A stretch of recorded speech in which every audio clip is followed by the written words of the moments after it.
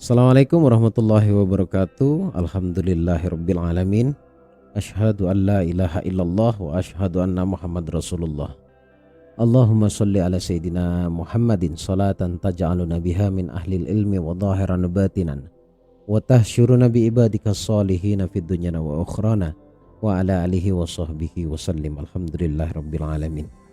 Halo teman-teman, jumpa lagi bersama saya di sini Bagus Baraja di channel Gus Baraja. Senang selalu bisa update, kasih keilmuan ya, mengedukasi atau sharing atas apa yang ada di pikiran saya, dan saya langsung share di video-video seperti layaknya video saat ini. Insya Allah kita akan belajar tentang spiritual kehidupan yang fokus pada jalur langit, ikhtiar langit, fokus meminta pertolongan kepada Allah. Dan kamu sedang nongkrong di channel yang tepat jika kamu sedang mengalami masalah tetapi solusinya tak kunjung datang. Semoga apa yang saya sampaikan di setiap video saya bisa bermanfaat buat kamu. Bantu channel ini terus berkembang, klik tombol subscribe-nya, jangan lupa juga di like jika kamu suka dan di share ke seluruh kerabat kamu. Oh iya, jangan lupa klik juga tombol loncengnya tuh, agar kamu dapat notifikasi ketika saya update video terbaru. Informasi selanjutnya terkait kelas ataupun seminar langsung saja cek di deskripsi atau langsung hubungi nomor WA yang tertera di layar monitor kamu. Nanti akan dijawab dan dijelaskan secara gamblang kelas-kelas apa saja yang sedang saya selenggarakan, sedang saya adakan. Dan yang paling spesial adalah saya mengadakan seminar atau kelas ya, kelas dengan durasi yang cukup panjang, ada yang 6 bulan juga, yaitu kelas bebas hutang, kemudian ada kelas eksklusif juga, dan ada kelas yang 1 tahun. Tinggal sesuai kebutuhan kamu ingin belajar yang mana, silahkan langsung tanya-tanya sama admin ya. Baik, kali ini saya akan bahas tentang permasalahan sejuta umat, yaitu tentang bagaimana caranya melunasi hutang dengan ikhtiar langit atau jalur langit ya. Kalau masih ada yang ngomong atau komen dengan gagahnya ya, padahal nggak nyambung gitu ya. Dari mana datangnya uang kok bisa melunasi hutang dengan cara seperti itu? Itu bukti kamu tuh nggak nonton.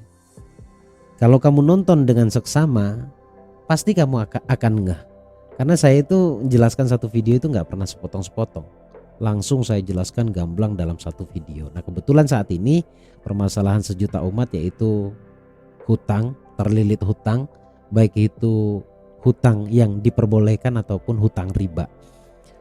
Saya akan berikan beberapa cara. Ada 5 poin yang perlu kamu pahami, plus kamu juga harus terapkan, praktekkan agar kamu dimudahkan oleh Allah dalam pelunasan. Sekali lagi, dimudahkan oleh Allah dalam pelunasan, karena memang hakikinya Allah yang selesaikan kok semua permasalahan kita, bukan kita. Ya, simak baik-baik dan cermati setiap poin-poin yang ingin saya sampaikan. Ada 5 poin. Saya akan mulai dari yang paling spiritual. Perbanyak sholawat. Sekali lagi, perbanyak sholawat. Doanya juga kudu spesifik ya, dan meminta pertolongan kepada Allah.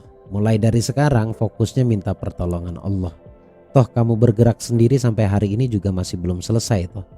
Tidak ada pilihan, no choice. Tidak ada pilihan selain meminta pertolongan Allah. Jika memang kamu meyakini bahwa Allah lah sejatinya yang menolong kita, maka kamu sekarang nonton video yang tepat banget buat kamu. Tinggal kamu praktekkan, karena pertanyaannya paling, saya harus mulai dari mana kalau misalkan mengambil jalur ikhtiar langit? Ya mulainya dari perbanyak sholawat. Dari sekarang gak usah tanya berapa banyak sholawat yang harus saya baca. Sholawat itu bisa dalam hati, bisa juga bil lisan diucapkan sesering mungkin, sebanyak mungkin. Lebih-lebih kalau kamu sedang sendiri, maksudnya gak ada teman ngobrol, lebih baik ambil faedahnya, banyakin baca sholawat. Sholawatnya sholawat pendek saja, sholawat Syajaratun Nuqut yang paling sering dijelaskan di banyak channel YouTube. Sholawatnya adalah Allahumma sholli ala sayyidina Muhammad wa ala ali sayyidina Muhammad. Atau mungkin ada yang bertanya, bagaimana dengan sholawat yang lainnya Gus? Misalkan sholawat pendek atau sholawat Jibril juga boleh. Sallallahu ala Muhammad itu juga boleh. Selama itu sholawat, itu sah, itu boleh. Bahkan itu indah menurut saya. Diulang-ulang sholawatnya ya. Terus kemudian doanya kudu spesifik. Kemudian yang jelas, niatkan ingin selamat, niatkan menghindari dosa, niatkan untuk tidak kembali lagi ke jalan itu, ke jalan hutang itu. Sepakat ya kita ya. Jadi yang pertama adalah sholawat. Niatnya bukan karena ingin lunas tok. Ya, kalau ingin lunas tuh masih ego, masih dirimu sendiri. Ya, hanya untuk urusan dunia. Tetapi kalau kamu berniat atau diniatkan untuk selamat dari dosa, itu jauh lebih tepat. Itu jauh lebih mustajab insya Allah. Ya, banyakin sholawat dan minta pertolongan ke Allah. Niat ingin selamat dari dosa. Kemudian yang kedua, setelah membaca sholawat, ya, maksudnya setelah sholawat, mengubah kata hutang menjadi kewajiban. Karena kata-kata itu sangat-sangat berpengaruh pada realita. Kalau kita ngucapin sesuatu hari ini kan tidak langsung jadi realita ya. Bukan realita dikala kamu mengucapkan maksudnya. Tetapi itu sebenarnya kesepakatan kamu menarik kejadian yang sama seperti yang kamu ucapkan.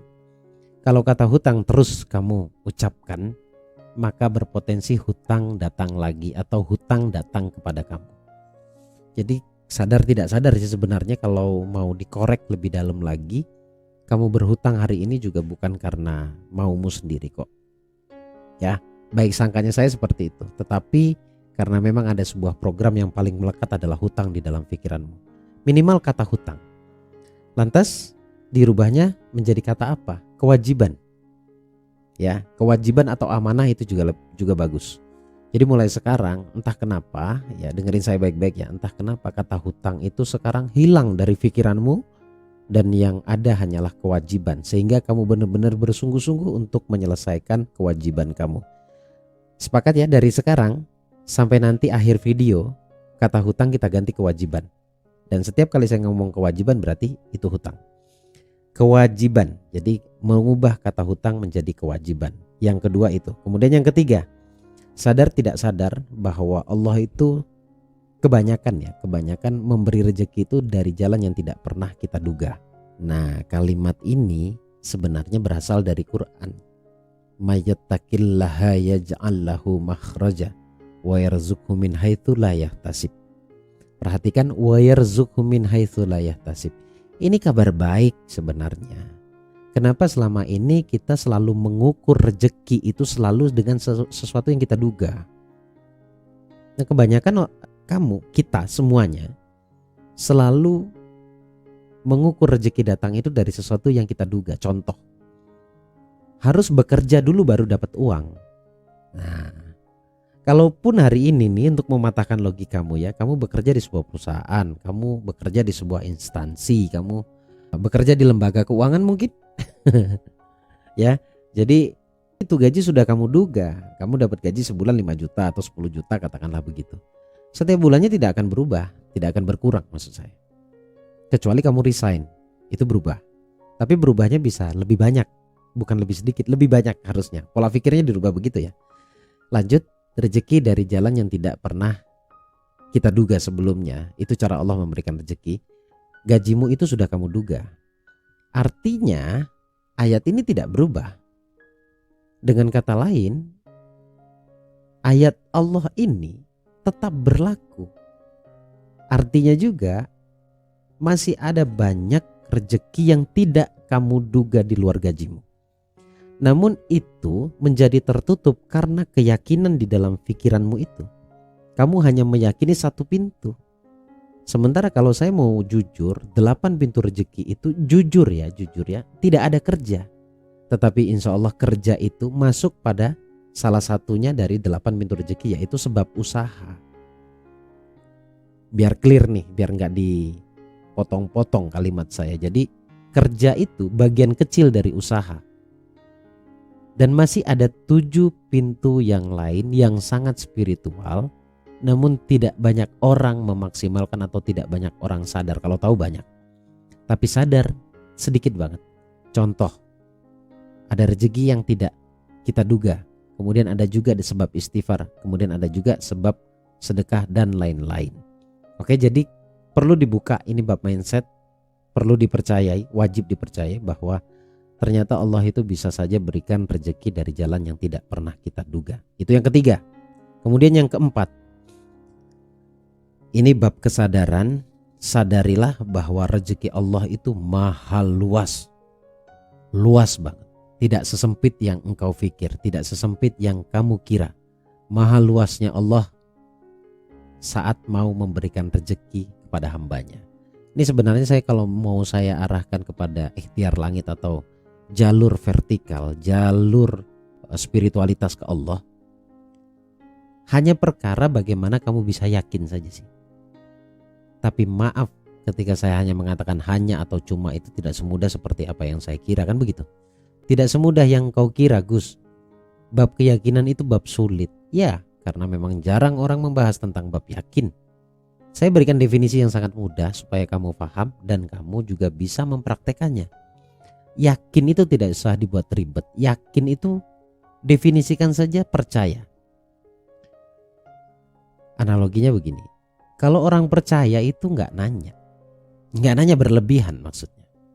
Ilustrasi sederhananya, anak kita kepada kita, anak kita yang sedang sekolah, dia tidak peduli berapa biaya untuk dia sekolah, jajannya juga dia tidak peduli. Tetapi dia yakin bahwa ayahnya pasti memberikannya, orang tuanya pasti memberikan kebutuhannya. Ibaratnya, kenapa kita tidak berpikir demikian? Saya percaya Allah pasti cukupkan kebutuhan saya. Saya percaya bahwa Allah pasti berikan apa yang saya inginkan. Coba cara berpikirnya arahkan ke sana. Nah, yakin tersebut contohnya seperti itu. Kebayang gak sih kalau semua urusan kamu itu kamu pasrahkan dan kamu kembalikan kepada Allah? Hidupmu akan ajaib. Kenapa? Karena sedikit sekali orang memasrahkan hidupnya kepada Allah, sehingga dia merasa sendiri. Kemudian dia merasa, ya saya bisa melakukannya sendiri. Memang banyak afirmasi yang berkembang, ya saya bisa, saya layak, saya pantas. Tetapi kalau belajarnya di RKD, semuanya akan dikupas di sana. Kebisaanmu itu karena Allah yang memberikan. Kemudahanmu, kelayakan dan kepantasanmu itu karena atas dasar penilaian Allah. Selalu melibatkan Allah. Jadi yang poin yang tadi saya jelaskan adalah dengan menyadari, meyakini bahwa rezeki Allah itu maha luas. Kemudian yang terakhir ini ya, yaitu bab sedekah. Sedekah ini sangat-sangat bisa menjadi sebab kewajibanmu dilunaskan oleh Allah secara ajaib.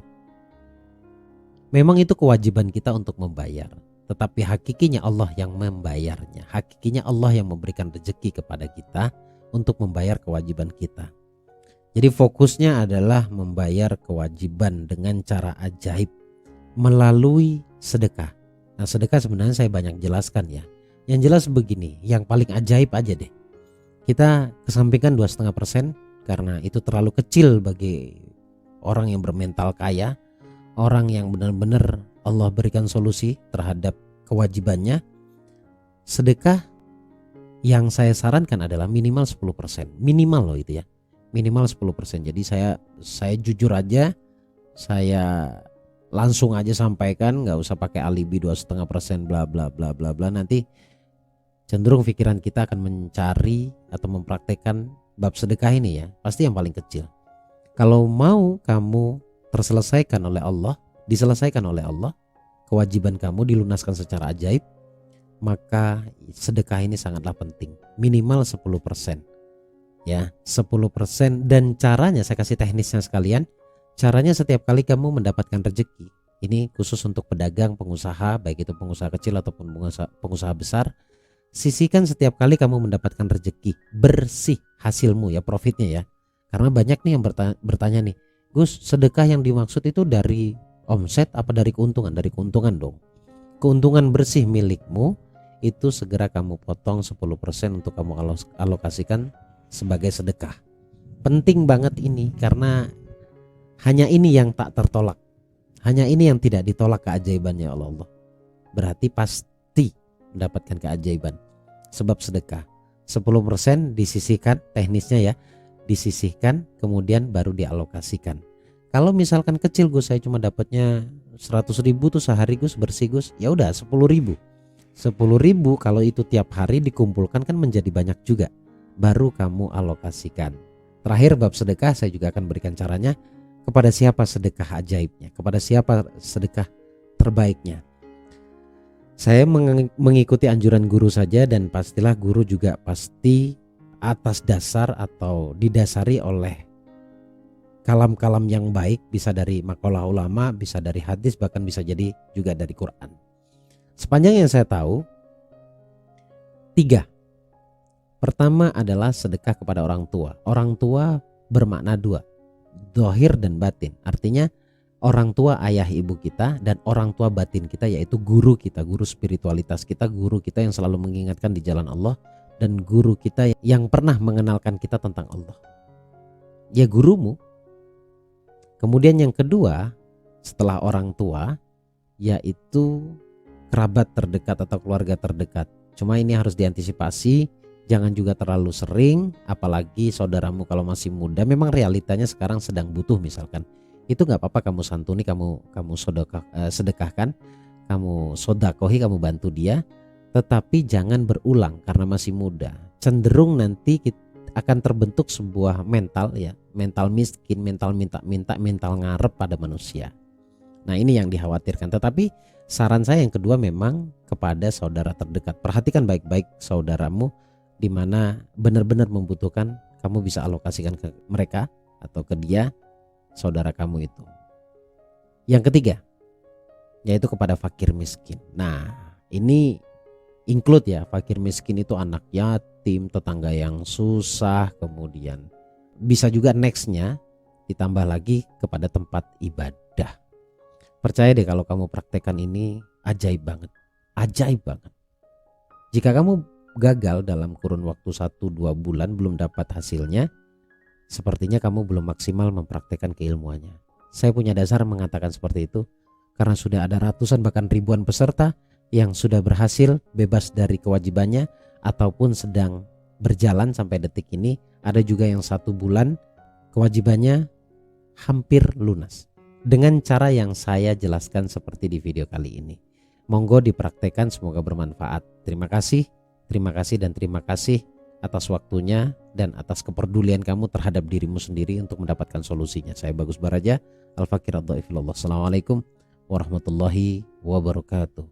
Allahumma sholli ala sayyidina Muhammad.